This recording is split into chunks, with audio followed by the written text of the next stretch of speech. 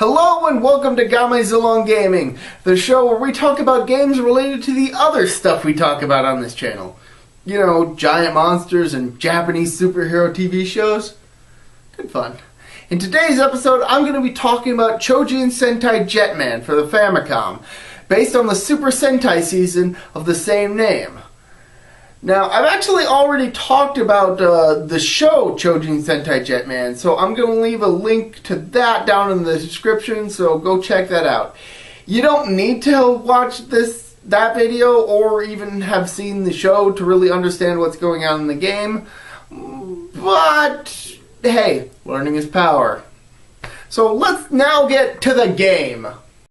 The game doesn't have any in-game plot, but if you understand the basic premise of Super Sentai and Power Rangers, you should be good to go. The game allows you to play through the levels in any order you want, with the only exception being the final level, which can only be accessed once you've beaten the other 5 levels.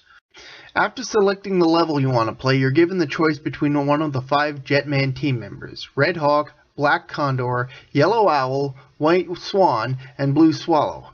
If you're defeated while playing through a level, you can pick another team member to play as, allowing you to continue the level. However, the 5 members aren't just extra lives, as the characters actually have different attributes that change the gameplay slightly. Red Hawk and Black Condor are the strongest characters, with more hit points than the others and some of the strongest weapons, Bringer's Sword. However, their attack range is fairly short, meaning enemies have to be near them to attack, allowing the enemies the opportunity to attack if you're not careful.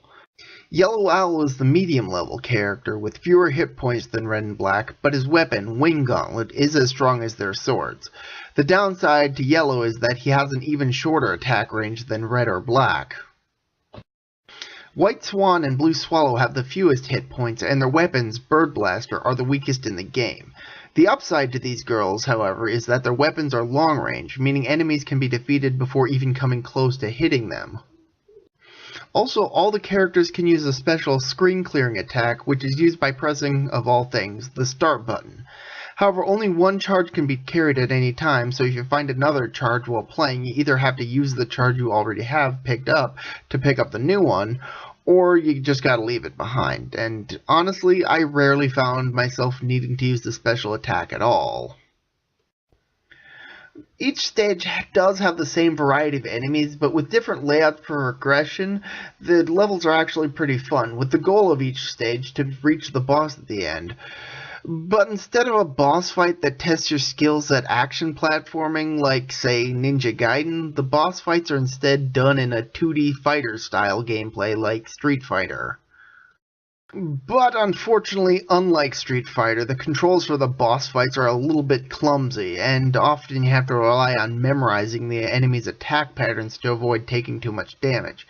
You can attack or defend using the controller's 2 buttons, but you can also charge up a special meter by attacking or defending that, when charged up enough, can deliver a ranged attack against the boss. And the more the meter is charged, the stronger the special attack.